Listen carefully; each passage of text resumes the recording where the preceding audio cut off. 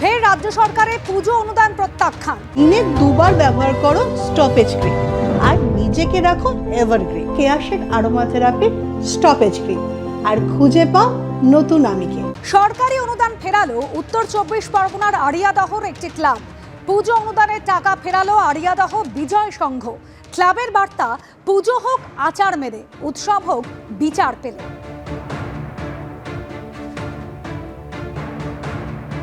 আমাদের বিজয় সংঘ ক্লাবের পক্ষ থেকে আমাদের সমস্ত মহিলারা এবং সমস্ত পুলিশ দাদারা মিলে ঠিক করেছি যে আমাদের তিলোত্তমা যতদিন না সঠিক বিচার পাচ্ছে ততদিন আমরা এই অনুদান নেব না এবং আমাদের পুজো করব, আমরা কিন্তু আড়ম্বরহীন পুজো করব এবং আমরা উৎসব করব না, আমরা পুজো করব।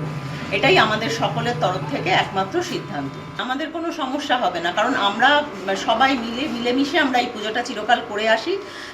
23 বছর ধরে এই পুজো চলছে, এই 2 বছর ধরে আমরা অনুদান নিচ্ছি। এর আগে যেমনভাবে পুজোটা হয়েছে আমার মনে হয় আমাদের কারোর কোনো অসুবিধা হবে না। আমাদের সবার এলাকার সবার ভালোবাসা আমাদের সঙ্গে আছে, সেই জন্য আমাদের স্থির বিশ্বাস আমরা পারবো।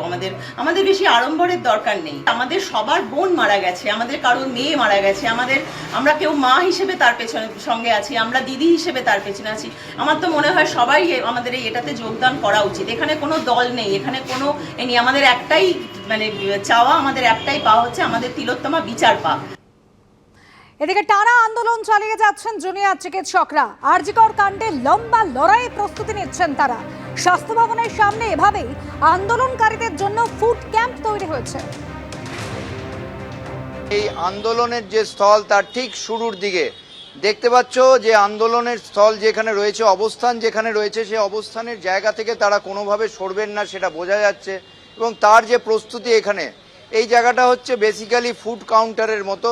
এখানে যারা আন্দোলনকারী, যারা সমর্থন করছেন, তারা বিভিন্নভাবে আসছেন এবং এসে খাদ্য সামগ্রী থেকে শুরু করে বিভিন্ন বস্তু তাদেরকে দিয়ে যাচ্ছেন, সবাই দিচ্ছেন এবং সেই সমর্থনে এই আন্দোলন চলছে আমরা দেখতে পাচ্ছি এখানে। এবং আন্দোলনকারীরা প্রাতরাশ থেকে শুরু করে দুপুরের খাবার সব কিছুই এখানে যে যারা দেওয়ার তারা আসছেন এবং তাদের এই সাহায্য নিয়েই এই আন্দোলন এগিয়ে চলেছে। এই আন্দোলন অল্প সময়ে থেমে যাবে সেরকম প্রস্তুতি নিয়ে তারা কাজ করছেন না।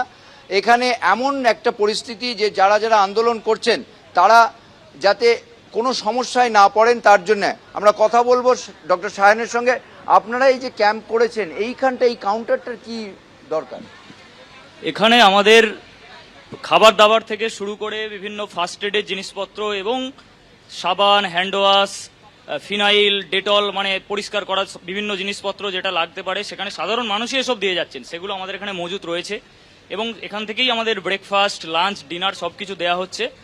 প্রত্যেকের জন্য এগুলো উন্মুক্ত, যে আসছেন আমরা সেগুলো ঠিকভাবে দেওয়ার ব্যবস্থাটা করছি।